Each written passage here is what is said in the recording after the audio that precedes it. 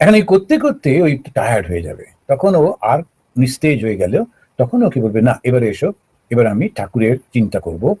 এই একটা পদ্মপুলের উপর আমার ইষ্ট দেবতা বসে আছেন, বা ইষ্ট দেবী তিনি দাঁড়িয়ে আছেন, আমি তার চরণ বন্দনা করছি, এরকম করে করে ধীরে ধীরে আমি ওই মন্ত্র বা চিন্তার মধ্যে দিয়ে ধ্যানের মধ্যে যাব। আপনারা দেখছেন সৎ কথা। না, মনকে সংযত করার পথ। তো মনকে সংযত করবার জন্য নানান রকমের চেষ্টা হয়েছে, পদ্ধতি হয়েছে, বিভিন্ন ঋষি বিভিন্ন ভাবে এটি করেছেন। কেউ বলেছেন সারাক্ষণ ভগবানের জপ করো, কেউ বলেছেন ভগবানকে প্রার্থনা করো, কেউ বলছেন ধ্যানের মধ্যে দিয়ে মনকে সংযত করো, নানান জন বলছেন। ভগবান শ্রীকৃষ্ণ তিনি বলছেন অনুরোধ মার্গ। তো এই অনুরোধ মার্গটা বলতে কি তিনি বলছেন মনোগতিম না বিসৃজেত, মনোগতিম না বিসৃজেত। বিসৃজেত অর্থাৎ ওকে বন্ধ করে দিও না। কি কাকে? মনের গতিকে। তা মনটা যখন একটা রকম ভাবে চিন্তা করে, তখন যদি আমরা ওকে জোর করে বন্ধ করি তখন খুব অসুবিধা হয়ে যায়। তার কারণ ওটা তখন বিদ্রোহ করে, মাথা খারাপ হয়ে যাওয়ার সম্ভাবনা থাকে। কেউ কেউ খুব দুঃখ পেলে তখন ধ্যান করার চেষ্টা করেন। অনেকেই আসেন এবং বলেন যে আমাকে একটু ধ্যান শিখিয়ে দিন, আমার সন্তানটি মারা গেছে, মনটা ভীষণ দুঃখের মধ্যে রয়েছে, চঞ্চলতা রয়েছে। তো আমি সবসময় বলি একেবারেই ধ্যান করবেন না। এখন যেটা আপনার প্রয়োজন সেটি হচ্ছে আপনি কিছু আপনার খুবই যারা ক্লোজ সেই রকম কিছু মানুষের সঙ্গ করুন, তাদের সঙ্গে থাকুন, কথা বলুন, তারপরে নানান ভাবে মনটাকে অন্যদিকে নিয়ে যান। কিন্তু জোর করে মনটাকে সংযত করবার চেষ্টা করি, কারণ ওই রকম একটা টার্বুলেন্ট মেন্টাল কন্ডিশন, তাকে জোর করতে গেলে খুব মুশকিল হয়ে যায়।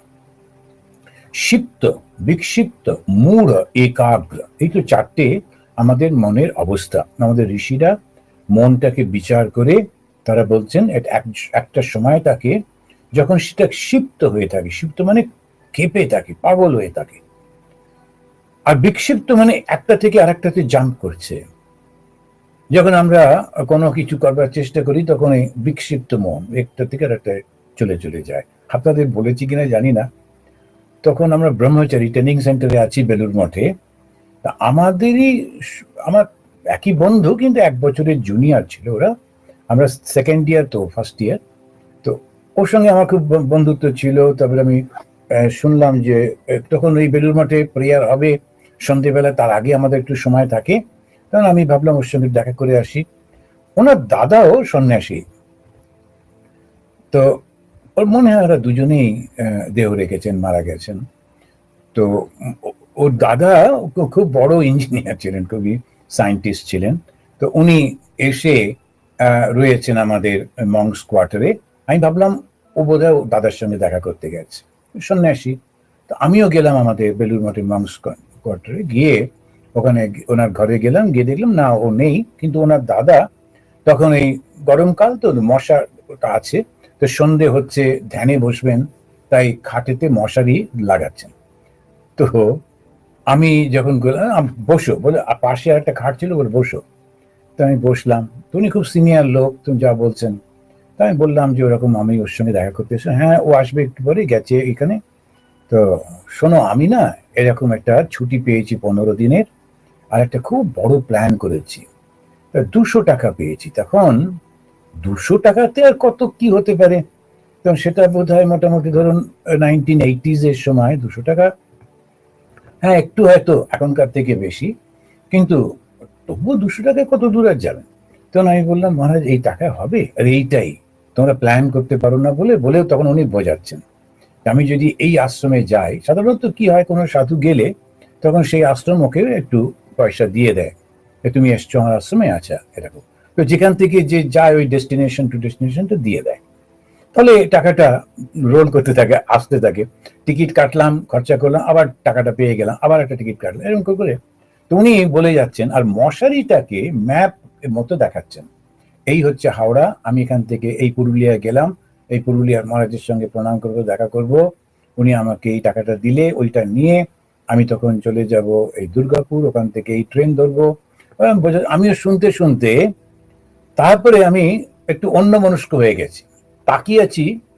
উনি যে হাত দেখাচ্ছেন, আঙুল দিয়ে দিয়ে পয়েন্ট আউট করছেন ওই মশারির উপর, এই হচ্ছে হাওড়া, এই গেলাম এরকম করে, আমিও তাকিয়ে আছি, কিন্তু মনটা ওখানে নেই।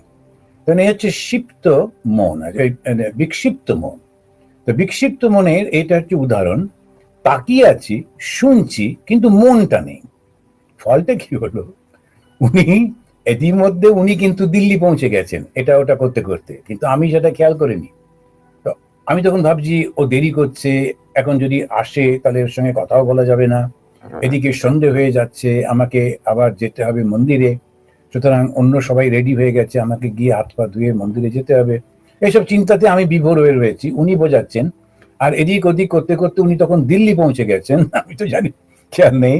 তো তারপরে উনি ওই মশারিটার উপরে আঙুল দিয়ে বলছেন, এটা কোন, এটা কি? বুঝেছেন আমার চোখটা দেখে যে আমি ভালো করে শুনছি না, আমি বললাম এটা কি? তো আমি দুম করে বলে ফেললাম, কেন মশারি? তো ভীষণ রেখে গেছেন।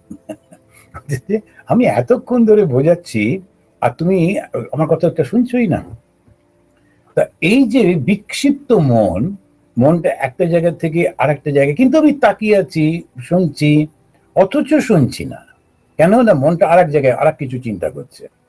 তো এই যে আমাদের প্রিন্সিপাল মহারাজ রেগে যাবেন, এই ভয়টা একটা ছিলই, উনি হয়তো রেগে যাবেন, আমি এখানে এসেছি, তো সেই জন্য তাড়াতাড়ি করে চলে যাবার জন্য এসে। এই যে বিক্ষিপ্ত মন, সেটা একটা জায়গাতে আমাদের অনেকের যদি অভিজ্ঞতা আছেই, আমরা একটা শুনি কিন্তু শুনি না। এই মনটাকে কি করে সংযত করা যায়? তখন বলছেন যে আমাদের মহাপুরুষ মহারাজও, ভগবান শ্রীরামকৃষ্ণ দেবের যে খুব শিষ্য যিনি, উনিও বলছেন মনটাকে অবজার্ভ করো, তোমার মনটা কোথায় যাচ্ছে। যেন মনটা তোমার না, ও এমনি অন্য কারুর, সে ঘুরে ঘুরে বেড়াচ্ছে, এখানে যাচ্ছে ওখানে যাচ্ছে, তুমি ওকে অবজার্ভ করছো।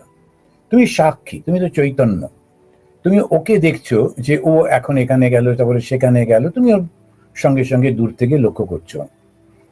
এখন এই করতে করতে ওই টায়ার্ড হয়ে যাবে, তখন ও আর নিস্তেজ হয়ে গেল, তখন ওকে বলবে, না এবারে এসো, এবার আমি ঠাকুরের চিন্তা করব। এই একটা পদ্মফুলের উপর আমার ইষ্ট দেবতা বসে আছেন, বা ইষ্ট দেবী তিনি দাঁড়িয়ে আছেন, আমি তার চরণ বন্দনা করছি। এরকম করে করে ধীরে ধীরে আমি ওই মন্ত্র বা চিন্তার মধ্যে দিয়ে ধ্যানের মধ্যে যাব। এইটা বলতে গিয়ে উনি তখন ওইটার নাম দিলেন অনুরোধ মার্গ, যেটা আমাদের পরম পূজনীয় শিবানন্দজি মহারাজ বলেছেন। তো সেইটাই আমরা ওখান থেকে পাচ্ছি। এই উদ্ধব গীতাতে ভগবান শ্রীকৃষ্ণ বলছেন অনুরোধ মার্গ, মনোগতিম, মনের গতিটাকে না করো না, বিসৃজেত, জবরদস্তি করে জোর করে এটা করো না। তখন কি করে করা যাবে? তখন বলছেন, উনি একটা সাজেশন দিচ্ছেন, কি, সৎ সম্পন্না বুদ্ধ্যা, তোমার বুদ্ধিতে সৎ চিন্তাগুলো রাখো, সবসময় ভগবানের চিন্তা করো, সৎ চিন্তা করো। তখন ভালো চিন্তা করছো, সৎ চিন্তা করছো, তখন ভগবানেরই চিন্তা হচ্ছে, ওটাই তো ধ্যান হচ্ছে। আর আস্তে আস্তে যখন জগতের চিন্তাগুলো দূর হয়ে যায়, তখন মনটা শান্ত হয়ে যায়। চঞ্চলতা থাকে যখন জগতের চিন্তা থাকে। আজকে এই যেমন একজন ফোন করেছিলেন দুপুরবেলায়, আমি একটু বিশ্রাম করছি, সেই সময় ফোন করলেন, আমি একটু শুনলাম, তো কারণ প্রচন্ড উত্তেজিত হয়েছিলেন কোনো একটা কারণে। তো আমি বললাম যে আপনি এরকম বলে, আমি কি করব, প্রচন্ড ভাবে আমি অপমানিত বোধ করছি।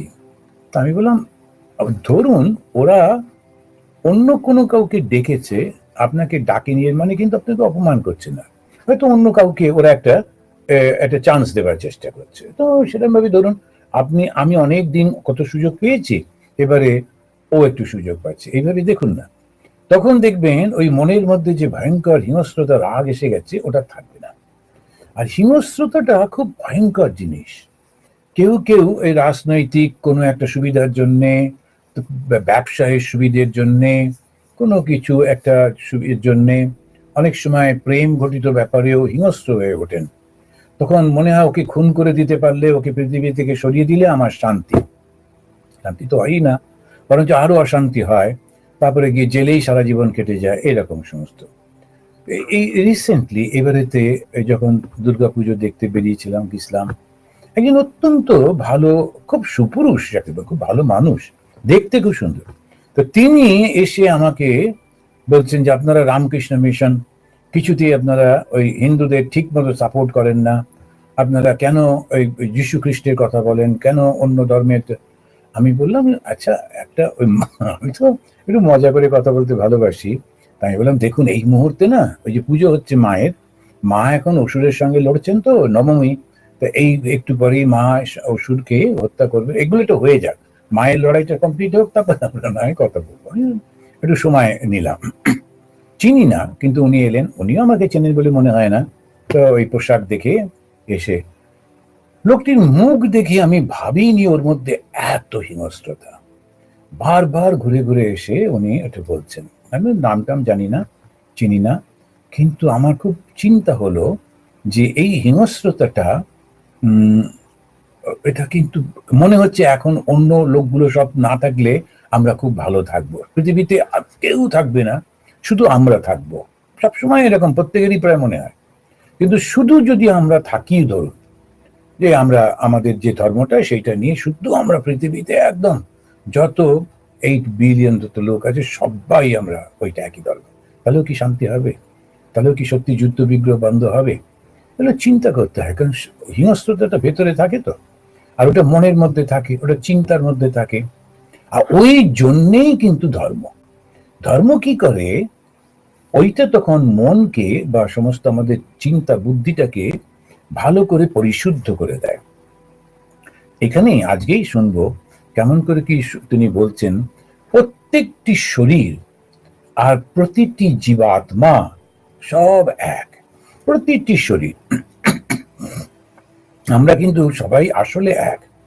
এখন আমরা ভেবে নিই একটা, নিয়ে করি, এর থেকে অবশ্য ঠিকই আছে, জাগতিক যখন যে চলছে সেরকম করতে হয়, কিন্তু নিজেকে হিংস্র বানিয়ে ফেললে ওই সব সময় যার চিন্তা করে চলেছি আমি কিন্তু তারই ধ্যান করছি, তারপরে মৃত্যুর পর ওদের কাছেই পৌঁছবো, ওই রকমই হব। সুতরাং ওই চিন্তাটাকে পরিশুদ্ধ করতে হবে। কি করে পরিশুদ্ধ করব, শুদ্ধ করব? সৎ সম্পন্ন বুদ্ধা জিতেন্দ্রিয়। ইন্দ্রিয়, আমাদের 5টা ইন্দ্রিয় আছে, জ্ঞানেন্দ্রিয়। আমাদের আসলে 10টা ইন্দ্রিয়, 5টা কর্মেন্দ্রিয় আর 5টা জ্ঞানেন্দ্রিয়। কর্মেন্দ্রিয় নিয়ে অত কথা হয় না, তার কারণ হচ্ছে ওগুলো তো আর কিছু নিজে নিজে করে না, সেটা জ্ঞানেন্দ্রিয় যে যা করে বলে তখন সে ওইটা করে। হাতকে বলে যাও ওটা ধরো, ধরলো, সেই জন্যে ওকে অত ইয়ে করা হয় না। জ্ঞানেন্দ্রিয় গুলো যেমন এই চক্ষু, কর্ণ, নাসিকা, জিহ্বা, ত্বক, এই যে 5টা, এটা দিয়ে আমরা সারাক্ষণ খাবার খেয়েই চলেছি। আমরা একটা নিয়ে কনসার্ন থাকি, এই জীবটা নিয়ে, এবং সেটা খুব বেশি মানুষের মধ্যে, একটা বিশেষ করে হিন্দুদের মধ্যে, না এই খাবারটা একদম যাতে ঠিক ঠিক হয় ইত্যাদি ইত্যাদি। হ্যাঁ, সেটাও ঠিকই আছে, কিন্তু ওটা একমাত্র নয়। তার সঙ্গে সঙ্গে আমরা যেটা চোখে দেখছি সেটাও কিন্তু আমাদের ভালো করে বুঝতে হয়। যদি আমরা ওই চোখে দেখাটাও যদি ভুল হয়, খারাপ জিনিস দেখি, তাহলেও কিন্তু মনের মধ্যে খারাপ চিন্তা আসবে, তো ওই খারাপ ফল তখন হবে। খারাপ কথা যদি কানে শুনি, তখনও কিন্তু ওই খারাপ সমস্ত কিছু হবে। তো এই সব কিছুই হচ্ছে আমাদের ইন্দ্রিয়গুলো দিয়ে, যেটা আমরা আহরণ করছি। আহার মানে কি? আহরণ করা, সংগ্রহ করা। তো কি কি দিয়ে সংগ্রহ করি? এই 5টা ইন্দ্রিয় দিয়ে। তাই বললেন জিতেন্দ্রিয়। ইন্দ্রিয়গুলোকে জয় করতে হবে। কিভাবে জয় করব? ভালো ভালো মানুষের কাছে সঙ্গ করতে হবে, যারা সৎ মানুষ, সবসময় ভালোবাসা শেখাচ্ছেন, সবসময় পজিটিভ চিন্তাগুলো দিচ্ছেন। হিংস্রতা তার কথা তারা বলেন না, ওর সঙ্গে কথা বলবে না, ওখানে যাবে না, এদের দেওয়া খাবার খাবে না, ওদেরকে ঘৃণা করো, ওদের সঙ্গে দেখা করবে না, এরকম করতে করতে করতে মানুষটা একদম সে ছোট্ট হয়ে যায়। ঠিক আছে, আমি মিশলামই বা, কিন্তু আমার ব্যক্তিত্ব একটা আছে, আমার তো যথেষ্ট বুদ্ধি আছে, আমি জানি কোনটা ভালো কোনটা মন্দ, আমি ঠিক করে নেবো। যেমন স্কুলে আমরা যাই, কত রকমের সমস্ত বাচ্চারা থাকে, স্টুডেন্টরা থাকে, কেউ ভালো, কেউ মন্দ, কেউ অহংকারী, কেউ খুব মানে বুদ্ধিমান। তখন এটা আমার উপর নির্ভর করছে আমি কার সঙ্গে বন্ধুত্বটা করব। বাবা মারা বলে বলে দেন, আমিও বুঝে শুনে করে করে। তো এইটা সবসময় নির্ভর করছে ব্যক্তির উপরে, এবং সেই ব্যক্তিকে তাই গুরু সঙ্গ করতে হয়। গুরু মানে কি? যিনি তাকে সৎ পথে, ভালো পথে পরিচালনা করছেন। তো সৎ সম্পন্ন বুদ্ধা, ওই ভালো বুদ্ধি নিয়ে ভগবান শ্রীরামকৃষ্ণদেবও বলছেন যে যেই বুদ্ধিটা শুদ্ধ হয়ে যায়, বুদ্ধি মানে কি? যেটা দিয়ে আমরা বিচার করছি, তাই তো আমি তো এরকম করছি, কিন্তু আসলে জগতের প্রত্যেকটা মানুষ কি খারাপ? তা কখনো হয়? এ তো হতে পারে না। এখন ওই যেই শুদ্ধ বুদ্ধি হচ্ছে শুদ্ধ মন, তখন আর শুদ্ধ আত্মা সব এক হয়ে যাচ্ছে। শুদ্ধ মন, শুদ্ধ বুদ্ধি, শুদ্ধ আত্মা এক। শুদ্ধ কেন বলছে? জগতের সঙ্গে সম্পর্ক নেই। যেই মুহূর্তে আমরা জগতের সঙ্গে সম্পর্কিত হচ্ছি সেটা অশুদ্ধ। কেন অশুদ্ধ? কারণ স্বার্থপরতা আসছে। তাহলে নিঃস্বার্থপরতাই হচ্ছে ঈশ্বর। What is God? Unselfishness is God. নিঃস্বার্থপর আমরা কখন হই? যখন আমরা সবাইকে ভালোবাসতে পারি।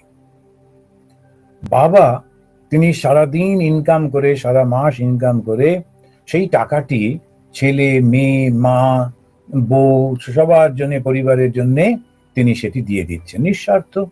কিন্তু ওটা কেন দেন? ওদের ভালোবাসেন বলে। ভালো না বাসলে কেন দেবেন উনি ওদেরকে? অচেনা লোককে তো দেন না। তো এই ভালোবাসাটাই হচ্ছে নিঃস্বার্থপরতার লক্ষণ।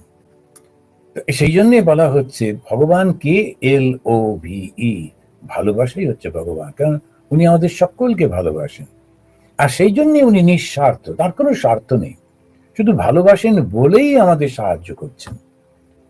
আর এই যে নিঃস্বার্থপরতা, এইটা কি করে আসবে? তখন বলছেন ঈশ্বরের চিন্তা করতে করতে মনটা শুদ্ধ হয়, আর জাগতিক বিষয়ে চিন্তা করতে করতে অশুদ্ধ হয়। শুদ্ধ চিন্তাই তখন আস্তে আস্তে, যখন ঈশ্বরের চিন্তাটা, তখন কিভাবে আসে? বিদ্যন্তে হৃদয় গ্রন্থি ছিদ্যন্তে সর্ব সংশয়া শীয়ন্তে চ অস্য কর্মাণি। এটা উদ্ধব গীতাতে পাচ্ছি। এখন উপনিষদেও এইটাই একই, এই মন্ত্রটা রয়েছে, একই মন্ত্রটা রয়েছে, একটু লাস্ট শেষের শব্দটা একটু আলাদা। তা কি কি? বিদ্যন্তে হৃদয় গ্রন্থি। হৃদয় গ্রন্থি বলতে কি? আমরা যে এই ভালোবেসে ফেলি, এটা না হলে আমার চলবে না, এ আমার নিজের, একেবারে আমার আপন, ওরকম ভাবে একটা ভালোবাসি, বেশে আটকে পড়ি, কিন্তু সবটাই আমার কল্পনা, সমস্তটাই আমার কল্পনার মধ্যে থাকে। জন্য খুব করে মনে রাখতে হয় যে আমি আমার কল্পনাটা থেকে একটু আমাকে বেরোতে হবে, বেরিয়ে জগৎটাকে দেখতে হবে যে না, কোনটা কিরকম, কি হচ্ছে, কেন এরকম করছে। এই যেই করতে পারবো তখনই দেখবেন একদম মনটা হালকা হয়ে যাচ্ছে। তখন এই ভেতরের গ্রন্থি যেটা আমাকে বন্ধ করে রেখে দিছিল সেটা খুলে গেল। বিদ্যন্তে হৃদয় গ্রন্থি। হৃদয়ের যে গ্রন্থিগুলো থাকে, যেটা আমাকে বন্ধ করে ফেলে, এই জগৎটা আমার, এই সমাজটা আমার, এই ধর্মটা আমার, এই বাড়িটা আমার, এই যে করি, কিন্তু তারপরে যখন এসেছিলাম চিন্তামই না, কাদের মধ্যে জন্মেছি কে জানে, কোন ভাষা বলে তাই বা কে জানে। আমি যখন জন্মালাম তখন সব জেনে শুনে এমনি জন্মালাম। এখন ওই যে তার মধ্যে বড় হচ্ছি, আর সবার মাথার মধ্যে ঢুকিয়ে দিচ্ছে আমার মাথার মধ্যে, ধীরে ধীরে ধীরে আমার মনে হলো এইটাই আমার। ওটা একটা ইম্পোজ করা হয়ে গেল, কিন্তু অরিজিনালি তো তা নয়। অরিজিনালিটা কি? আমি শুদ্ধ বুদ্ধ আত্মা। এই দেহটা আমার একটা পোশাক মাত্র।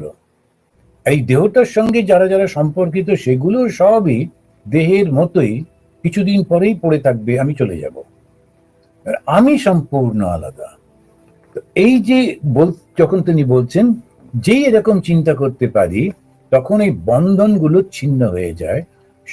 ছিন্ন হয়ে গেলে ছিদ্যন্তে সর্ব সংশয়া বিদ্যন্তে হৃদয় গ্রন্থি। বন্ধনটা তারপরে কি হচ্ছে? আমার যে সংশয় ছিল, সংশয় কি? আমি কোথায় যাব, কি করে থাকবো, এসব যে নানা রকম চিন্তা করি। কিন্তু ঠাকুর একজন আছেন, ভগবান আছেন, যিনি কিন্তু ঠিক আমাকে গাইড করে নিয়ে চলেছেন। আমি যদি কর্মফলটা খারাপ হয়ে থাকে তো কষ্ট পেতে হয়, একটু লোকে গালিগালাজ করতে থাকে, নানা রকমের কষ্ট হতে থাকে, তখন বুঝতে হয় যে গত জীবনে অনেক খারাপ করেছি, সমানে প্রার্থনা করতে হয়, ঠাকুর বড় ভুল হয়ে গেছে, বড় ভুল হয়ে গেছে, আমাকে তুমি ক্ষমা করে দাও, ক্ষমা করে দাও। এই করতে করতে করতে দেখা যায় আবার সব পাল্টে পাল্টে যাচ্ছে ধীরে ধীরে ধীরে ধীরে। কর্মফলটা যদি আমি ভগবানকে চিন্তা করছি, কর্মফলটাও ঠিক হয়ে যায়। তখন বলছেন যে শিয়ান্তে মানে ক্ষীণ হতে থাকে, আস্তে আস্তে করে সেগুলো একেবারে ক্ষীণ হয়ে যায়। তস্য কর্মাণি, তার কর্মগুলো অত্যন্ত ক্ষীণ হয়ে যায়। কর্ম মানে ওই যে ভালো কর্ম, মন্দ কর্ম আর খারাপ কর্ম। ভালো কর্ম কোনটা? নিঃস্বার্থ কর্মটাই ভালো কর্ম। আর স্বার্থক কর্ম হচ্ছে হচ্ছে বন্ধনের কারণ। আগেকার দিনের লোক খাবার আগে একজন খুঁজে বেড়াতো, অতিথিকে খাওয়াতে হবে প্রথমে, একজন অতিথিকে খাইয়ে তারপরে সে খেতে বসতো। বাড়ির কর্তারা, এখন বাড়ির যারা রান্না টান্না করতেন, মা মাসিরা, ওরা বেশ বিরক্ত হতো, কথা নেই বার্তা নেই।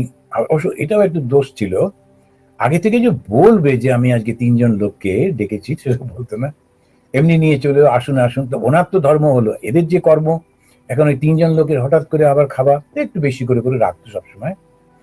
এইটাই ছিল সংস্কৃতি, এটাই সংস্কৃতি। আর এই সংস্কৃতিটা এত সুন্দর করে ব্যাখ্যা করেছিলেন আমাদের যে একজন প্রধানমন্ত্রী ছিলেন, উনি আন্দামানে এসেছিলেন। আমি তখন আন্দামানে, আমরা একটা নতুন আশ্রমে একটা বিল্ডিং উদ্বোধন করলাম, দুটো বিল্ডিং অ্যাকচুয়ালি, কর্ম মন্দির আর জ্ঞান মন্দির, এখনো আছে। তো ওই দুটি তখন করতে, তখনকার দিনে যিনি প্রধানমন্ত্রী ছিলেন অটল বিহারী বাজপেয়ীজি, উনি এসেছিলেন, আমি ওনাকে একটা চিঠি লিখেছিলাম, তো উনি এলেন। খুবই সরল সাদাসিধে মানুষ, খুবই মানে সাধু ভক্তি, দেবতার ভক্তি, আর ওই রকম মানুষ আমি দেখিনি। প্রধানমন্ত্রী কিন্তু কোনো রকম অহংকার অভিমান নেই, খুবই সুন্দর। তো আমাদের ছিল যে কালচারাল, তো আমরা ওরকম ভাবে বলেছিলাম। তখন উনি বলছেন যে কালচার মানে সংস্কৃতি। তো এই সংস্কৃতিটা বলতে গিয়ে উনি হিন্দিতে বলেছিলেন, মানেটা হচ্ছে যে আমার খিদে পেয়েছে, আমি খাচ্ছি খাবার, এটা হচ্ছে প্রকৃতি। খিদে পাইনি, তবু জোর করে খাচ্ছি, কেননা আমার ওই লোভী আমি, যেই পেয়েছি সঙ্গে সঙ্গে খাচ্ছি। তখন উনি বললেন এটা বিকৃতি। भूख लगा तो खाना खाया, ये प्रकृति। भूख नहीं है फिर भी जबरदस्ती खाना खा रहे हैं, यह है विकृति। তারপরে বলছেন যে খিদে তো আছে, কিন্তু তবু আমি দেখলাম আরো কয়েকজন লোক ক্ষুধার্ত, তখন আমার খাবারটা যখন ওদের সঙ্গে আমি ভাগ করে খেলাম, ওটাই হলো সংস্কৃতি। भूख है फिर भी खाना बांट कर खाया, वो है संस्कृति। भूख है, खाना खाया, प्रकृति। भूख नहीं है, जबरदस्ती खाना खा रहे हैं, विकृति। भूख रहने के रहे, भूख है फिर भी सबको साथ बांट कर खाया, यह है संस्कृति। তো এই যে সংস্কৃতি সম্পন্ন মানুষ, কেন সবার সঙ্গে মিলিয়ে মিশে থাকবো খাবো, কেননা ওদের সবার মধ্যে আমি রয়েছি। আমার যে আত্মা, আমার যিনি ভগবান, আমি যাকে মনে করি ঈশ্বর, তিনি কিন্তু ওদের মধ্যে বিরাজমান হয়ে রয়েছেন, সবার মধ্যে। ওর ভাষাটা হয়তো আলাদা, ওকে দেখতে আলাদা, ওর জাতটা আলাদা, ওর পোশাক আলাদা, কিন্তু ও না, ওই আমারই ভগবানেরই আর একটা রূপ। এইটাই হচ্ছে বেদান্তের ফলিত ব্যাখ্যা, প্র্যাকটিক্যাল বেদান্ত। স্বামীজি ওটাই বললেন। তো শঙ্করাচার্যের যে বেদান্ত, সেটা একদম অ্যাবস্ট্রাক্ট একটা সত্যকে বলছেন, কিন্তু তারপরে সেটার ব্যবহার বিবেকানন্দ, শ্রীরামকৃষ্ণ, মা শারদামণি দেবী, এদের মাধ্যমে হয়েছে। তো এই যে ফলিত বেদান্ত, এই যে ব্যবহারিক বেদান্ত, তো সেইটার মধ্যে দিয়ে উনি বলছেন যে এটা যদি তোমার থাকে না, সব তোমার চলে যাবে। তোমার সমস্ত কর্ম যত করেছো আগে, সেই খারাপ কর্মগুলো আস্তে আস্তে ক্ষীণ হয়ে যাবে। সমস্ত বাসনা ক্ষয় হলে সব সন্দেহ দূর হয়ে যায়, আর সমস্ত কর্মফল নষ্ট হয়ে যায়। মানুষ তখন সংসার চক্র থেকে মুক্ত হয়ে যায়। নিজের নিজের মানসিক অবস্থা অনুযায়ী এক একটা পথ বেছে নিতে হয়। তো কেউ কেউ খুব মানুষকে ভালোবাসে, প্রাণীদের ভালোবাসে, তাদের জন্য সবকিছু করতে তার খুব ইচ্ছা হয়, তিনি ওই নিষ্কাম কর্মপথের প্রতীক হন। আর যারা বিচার করতে ভালোবাসেন, কর্মের মধ্যে তারা যেতে পারেন না, তারা ওই শুদ্ধ জ্ঞান, আমি হচ্ছে সেই আত্মা, আমি জগতের কারুর সঙ্গে সম্পর্কিত নই, এরকম ভাবে যারা বিচার করতে থাকেন, আমি দেহ নই, আমি মন নই, আমি বুদ্ধি নই। শঙ্করাচার্যের একটা খুব সুন্দর স্তোত্র আছে, মনো বুদ্ধি অহংকার চিত্তানি নাহম। অনেকেই এখন গান টান করেন, স্তোত্রটা খুবই সুন্দর স্তোত্র। তো যারা জ্ঞান মার্গী তারা ওইটি করতে থাকেন, কারণ শেষে একেবারে তিনি বলছেন আমি হচ্ছি সেই সচ্চিদ আনন্দ স্বরূপ ব্রহ্ম। আবার আরেকটা আছেন যারা ভক্তি পথে তারা যান, তারা অচলা ভক্তি। আমরা খুব মজার মজার ঘটনা, যদি আপনারা হয়তো অনেকেই পড়েছেন, জানেন যে যখন ওই ঠাকুর চলে গেলেন, স্বামী বিবেকানন্দ তার অন্যান্য সমস্ত বন্ধুদের যারা যারা ঠাকুরের কাছে আসতো তাদেরকে সবাইকে ডেকে নিয়ে একটা দল তৈরি করে একসঙ্গে থাকতে লাগলেন। তো তখন যেখানে থাকতেন ওই আমাদের কিছু কিছু ভক্ত, এটা একটা খুব সুন্দর ঠাকুর ব্যবস্থা করলেন যে ভক্তেরা যারা সংসারে রয়েছে তারা অর্থ উপার্জন যে করছে তার একটু টাকা এই সাধু সঙ্গের জন্য দেবেন, সাধু সেবার জন্য দেবেন, ঠাকুর সেবাতে দেবেন। আর এই সাধুরা যারা ঘর সংসার ছেড়ে আসতে পেরেছে অল্প বয়সে, তারা এই ভগবানের নাম সবার কাছে কাছে নিয়ে যাবে, নিজেরা অভ্যাস করবে, অন্যকেও দেবে। ধর্ম পালন ধর্ম শিক্ষা, নিজে ধর্ম পালন করবে এবং অন্যকেও শিক্ষাটা দেবে, এটাই সাধুর কাজ। এখন সেই ন্যাচারালি বিভিন্ন রকমের মত, যেমন অবেদানন্দজি মহারাজ সমানে বই পড়তেন এবং ধ্যান করছেন। তো এরকম রামকৃষ্ণানন্দজি উনি খুব পুজো করতে ভালোবাসতেন, ঠাকুরকে একেবারে জীবন্ত দেখতে পেতেন।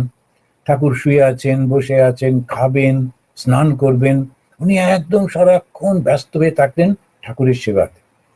স্বামীজি ছিলেন জ্ঞান মার্গী, তো তিনি আবার এসে বলতেন, আরে ঠাকুরকে এরকম ভাবে সারাক্ষণ ঘন্টা নাড়াচ্ছে আর খেতে দিচ্ছে, দাঁড়া আমি তো ঠাকুরকে ফেলে দেব। সেই যখন উনি মজা করে ওই ঠাকুর ঘরে ঢুকে যখন উনি করতে গেছেন, ঠাকুর আর স্বামী বিবেকানন্দ তো আলাদা নন। ঠাকুরকে স্বামীজি মাঝে মাঝে দোস্ত বলতেন, বলতেন আমার বন্ধু। আর ঠাকুর নিজেও বলেছেন তুই আর আমি আলাদা নই। সেই বিবেকানন্দ যখন ওই মজা করে গিয়ে এরকম বলতেন, না আমি তো ঠাকুরকে ফেলে দেবো, তুই সময় নষ্ট করছেন এখানে, খালি ঘন্টা নাড়ছিস, আলো দেখাচ্ছিস। তখন রামকৃষ্ণানন্দজি ভুলেই গেছেন কি করছেন, এত তাড়াতাড়ি করে গিয়ে বিবেকানন্দকে চেপে ধরে ঘর থেকে টেনে বার করে দিচ্ছেন। এখন এইটা হচ্ছে ভালোবাসা। আমার ঠাকুর যিনি ঘুমাচ্ছেন, তুমি এখন একদম ডিস্টার্ব করবে না। এবং এই যে অচলা ভক্তি, আমরা একদিকে দেখছি কর্ম, আর একদিকে দেখছি জ্ঞান, আর একদিকে দেখছি ভক্তি, আর একদিকে ধ্যান। কারণ আমাদের ভীষণ ধ্যান করতে ভালোবাসতেন এবং বিচার করতেন স্বামী তুরীয়ানন্দজি মহারাজ। তখন এই যে এক একটা স্যাম্পল, একেবারে এক একটা জীবন্ত বিগ্রহ, এক একটা পথের এক একটা বিগ্রহ রয়েছেন। তুরীয়ানন্দজির পত্রাবলী যারা যারা পড়েছেন, যদি পড়ে দেখেন স্বামী তুরীয়ানন্দের পত্রাবলী, একেবারে জ্ঞানের চূড়ান্ত কথাগুলো বলছে। সারাক্ষণ মনটা একেবারে সেই ব্রহ্মের মধ্যে রয়েছে। কি অসাধারণ জীবন! বিবেকানন্দের মতো প্রচন্ড সূর্যের আলোতে এরা একটু ঢাকা পড়ে গেছেন, বলে এরাও কম না, এরা প্রত্যেকে এত সুন্দর সুন্দর। রামকৃষ্ণানন্দজি সেই ভক্তি এত প্রচন্ড, আর স্বামী ব্রহ্মানন্দজি, এরকম সমস্ত যখন আমরা দেখতে পাই, তো ভগবান শ্রীরামকৃষ্ণ নিজে যেমন করেছেন, তার সন্তানদের মধ্যে, তার শিষ্যদের মধ্যেও সবকটা মত এবং পথ তাদের মধ্যেও দিয়ে গেছেন। তো আমরা কি করব, যেটা আমার পক্ষে উপযুক্ত সেই রকম একটা পথ নিয়ে ওটাকে গুরুত্ব দিয়ে বাকিগুলো সব আমরা করব। তো এটাই হচ্ছে আসল উদ্দেশ্য।